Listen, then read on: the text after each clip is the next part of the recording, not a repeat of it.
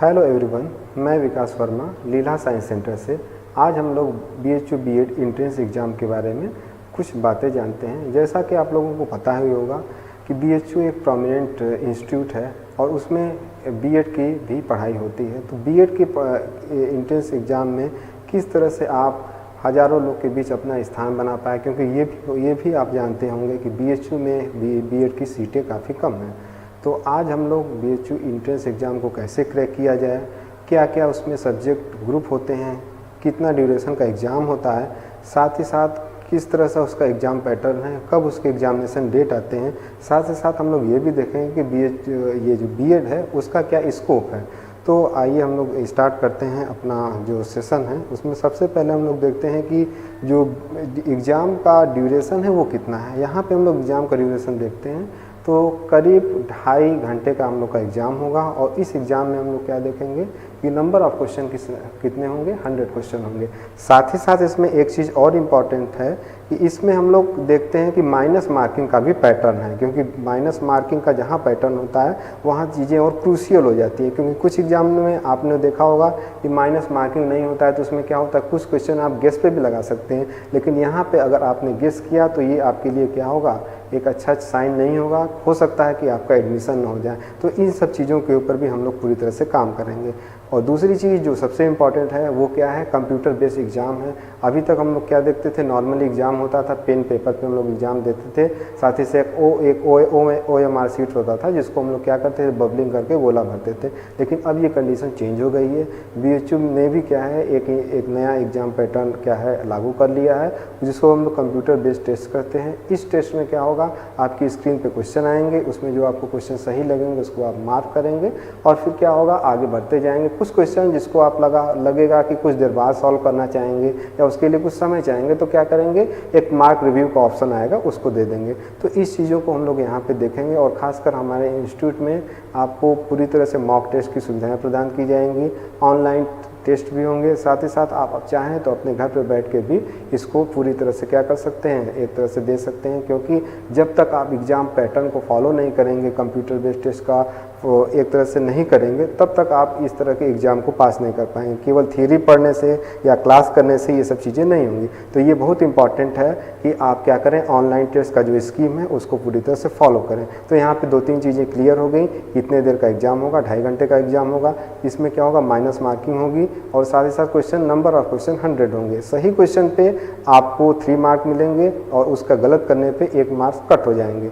और साथ ही साथ कंप्यूटर बेस्ड एग्ज़ाम होगा, तो आपको पूरी तरह से कंप्यूटर बेस्ड एग्ज़ाम का प्रिपेयर करना पड़ेगा।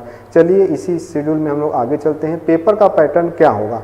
पेपर का पैटर्न जैसे आप लोगों को दिखाई दे रहा है कि ये 2 भागों में क्या होगा, एक तरह से बटा हुआ होगा। पहले भाग में हम लोग देख रहे हैं कि 30 MCQ होंगे, जो क्या होंगे, एप्टीट्यूड के क्वेश्चन होंगे, उसमें रीजनिंग होगा, करेंट सिनेरियो ऑफ एजुकेशन को होगा। अब यहाँ पे एक चीज़ क्लियर करने की है, नॉर्मली B.Ed के एंट्रेंस के एग्ज़ाम के एक पर्पज़ से जो भी स्टूडेंट पढ़ते हैं वो केवल पेडागॉजी का सेक्शन पढ़ते हैं, कैसे पुराने एजुकेशन से रिलेटेड रिसर्च हुए हैं उनको पढ़ते हैं। लेकिन आज के डेट में जो है, जो क्वेश्चन का पैटर्न चेंज हुआ है, उसमें हम लोग क्या देखते हैं, जो करेंट एजुकेशन सिस्टम है वो पूरी तरह से जो लागू हुआ है, हाल फिलहाल में कोई व्यक्ति को एजुकेशन से जो रिलेटेड है उसको किस तरह से एक तरह से पुरस्कार मिला है या फिर कोई नई नई योजनाएं शुरू हुई हैं, तो इस तरह के क्वेश्चन पूछे जाते हैं जो करंट अफेयर से रिलेटेड होते हुए भी एक पर्टिकुलर पॉइंट ऑफ व्यू से एजुकेशन से भी रिलेटेड होते हैं। तो ये सब क्वेश्चन आपको पूछे जाएंगे, किसमें, जो 30 मार्क के क्वेश्चन होंगे। साथ ही साथ उसमें आपके रीजनिंग के भी क्वेश्चन होंगे। रीजनिंग में आपको जैसे पता है, नॉर्मली क्वेश्चन सीरीज के हो सकते हैं, नॉर्मली क्वेश्चन ब्लड रिलेशन के हो सकते हैं, क्लॉक के हो सकते हैं, और नॉर्मल क्वेश्चन होंगे जो बहुत एक मॉडरेट लेवल के होंगे, ना तो बहुत ईजी होंगे ना तो बहुत डिफिकल्ट होंगे। दूसरा पार्ट जैसे आपको पता है, दिखाई भी दे रहा है, MCQ होगा 70 मार्क्स का, और इसमें 70 क्वेश्चन होंगे। और इसमें क्या होगा, क्वेश्चन जो पूछे जाएंगे वो क्वेश्चन क्या होंगे, आपके ग्रुप से रिलेटेड होंगे, यानी आपका जो ग्रुप होगा उस ग्रुप से रिलेटेड क्वेश्चन होंगे। अब आपके सामने क्वेश्चन आ रहा है कि सर ग्रुप क्या होगा, तो ग्रुप के बारे में हम लोग जान लेते हैं। यहाँ पे देखते हैं नंबर ऑफ ग्रुप 4 दिखाई दे रहे हैं, जिसमें लैंग्वेज, मैथमेटिक्स, साइंस और ह्यूमैनिटीज और सोशल साइंस है। जैसे नॉर्मली जो स्टूडेंट आपके BHU से पढ़े होंगे या फिर कोई और इंस्टीट्यूशन से पढ़े होंगे, कॉलेज या यूनिवर्सिटी से पढ़े होंगे, उन्होंने अपने सब्जेक्ट में हिंदी, इंग्लिश, या संस्कृत इस तरह की अगर लैंग्वेज दिया है तो वो लैंग्वेज ग्रुप के लिए एलिजिबल होंगे। अगर उन्होंने बीएससी किया है, मैथमेटिक्स और स्टैटिस्टिक्स उनका सब्जेक्ट है तो वो मैथमेटिक्स ग्रुप में आ जाएंगे। नॉर्मली साइंस अगर लिया है, बॉटनी, जूलॉजी, केमिस्ट्री, फिजिक्स और होम साइंस, तो वो साइंस के ग्रुप में आ जाएंगे। और लास्ट हम लोग देखते हैं ह्यूमैनिटीज़ और सोशल साइंस। तो ह्यूमैनिटीज और सोशल साइंस में हम लोग देखते हैं काफ़ी लंबा उसका एक पार्ट है, जिसमें पॉलिटिकल साइंस भी है, हिस्ट्री भी है, ज्योग्राफी, इकोनॉमिक्स, कॉमर्स और सोशल साइंस। अब यहाँ एक चीज़ बताने की एक आवश्यकता ज़रूर है यहाँ पे कि आप क्या होता है कि जो कॉमर्स के स्टूडेंट्स होते हैं, बीकॉम किए हैं, वो भी क्या ह्यूमैनिटी और सोशल साइंस के ग्रुप में ही फाइट करते हैं। तो उनके साथ प्रॉब्लम हो जाती है कि उनका अकाउंट और कॉमर्स का सेक्शन तो पूरी तरह से इकोनॉमिक्स तैयार होता है, लेकिन पॉलिटिकल साइंस, हिस्ट्री, ज्योग्राफी ये अच्छे से तैयार नहीं होता। तो हम लोग यहाँ पे क्या करेंगे, एक बैलेंस बना के चलेंगे। कॉमर्स के स्टूडेंट को कॉमर्स के साथ साथ ये जो सोशल साइंस के सब्जेक्ट है उनको पढ़ाएंगे, और यही इसी तरह जो आपके हिस्ट्री और सोशल साइंस के जो स्टूडेंट होंगे उनको कॉमर्स की चीज़ें भी बताई जाएंगी।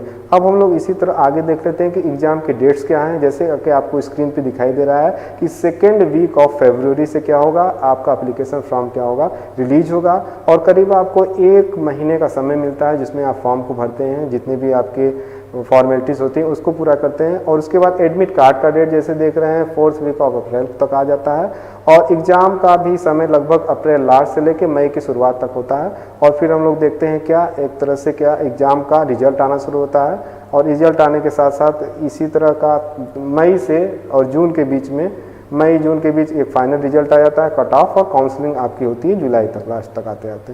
अब हम लोग इसी में आगे देख रहे थे बीएड का स्कोप क्या है। वो कोई भी व्यक्ति किसी कोर्स को करने जाएगा तो आज का एक ऐसा एरा है, आपको हमेशा एक इकोनॉमिक पॉइंट ऑफ व्यू और एक सोशल स्ट्रक्चर का भी ध्यान देना पड़ेगा। तो ये जो आपका बीएड का जो कोर्स है वो आपको दोनों चीज़ें प्रोवाइड करेगा।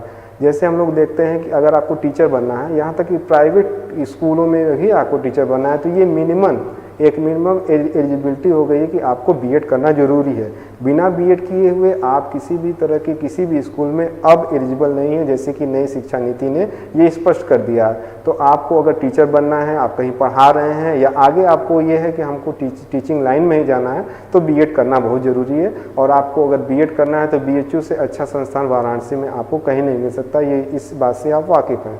तो जैसे कि बताया गया कि जो टीचर होते हैं उनका लेवल होता है, प्राइमरी लेवल पे टीचर होते हैं, आपका टीजीटी लेवल पे टीचर होते हैं जो हाई स्कूल तक को पढ़ाते हैं। आगे हम लोग देखते हैं इंटरमीडिएट लेवल पे जो टीचर होते हैं उनको पीजीटी टीचर कहा जाता है। अगर आपने पीजी किया हुआ है प्लस बीएड किया है तो आप पीजीटी टीचर हो सकते हैं। ग्रेजुएशन किया हुआ है और साथ ही साथ बीएड किया हुआ है तो आप टीचर बन सकते हैं। और अगर आपने ग्रेजुएशन नॉर्मली किया है, बीएड किया है और सरकार के द्वारा सरकार के द्वारा निर्गत एग्ज़ाम को पास किया, जैसे उसमें हम लोग देख लेते हैं कि आपका टीईटी होता है, सेंट्रल लेवल पे सीटेट होता है, अगर उसको आपने पास किया है तो आप जो भी वैकेंसी आती है उसके लिए पूरी तरह से पात्र हो सकते हैं। साथ ही साथ अगर आपको इसमें आगे भी पढ़ना है, आगे आपका करियर इसमें लग रहा है कि आप अच्छा से कर सकते हैं, तो आप इसमें एमएड कर सकते हैं। एमएड करके साथ रिसर्च कर सकते हैं, तो आप कोई कॉलेज में प्रोफेसर, असिस्टेंट प्रोफेसर भी बन सकते हैं। आगे के क्षेत्र में अगर आपको कुछ सालों का एक्सपीरियंस हो जाएगा, कोई अच्छे कॉलेज में आप एडमिनिस्ट्रेटर भी बन सकते हैं, काउंसलर भी बन सकते हैं, कंटेंट राइटर, इंस्ट्रक्टर और एजुकेशन रिसर्चर का जैसे स्कोप है वो काफ़ी इसमें ब्राइट दिखाएगा। तो लेकिन सबसे इम्पॉर्टेंट जरूर बात है कि आपको क्या होगा, बीएड करना जरूरी है। तो इस तरह हम लोगों ने आज देखा किस तरह से हम लोग क्या कर सकते हैं, बीएड की एंट्रेंस की तैयारी के बारे में जाना। साथ ही साथ बीएचयू में क्या एग्ज़ाम पैटर्न होता है, क्या ड्यूरेशन होता है, कौन से ग्रुप होते हैं और कब इसका एग्ज़ाम होता है और कब तक इसका रिजल्ट आता है। तो उम्मीद करता हूं कि आपको यह वीडियो पसंद आया होगा। अगर आपको यह वीडियो पसंद आया है तो इसे अपने साथियों में, मित्रों में शेयर कीजिए। साथ ही साथ आगे इसी तरह की इंफॉर्मेटिव एजुकेशन से रिलेटेड वीडियो प्राप्त करने के लिए चैनल को सब्सक्राइब करिए और इसको लाइक करिए। धन्यवाद।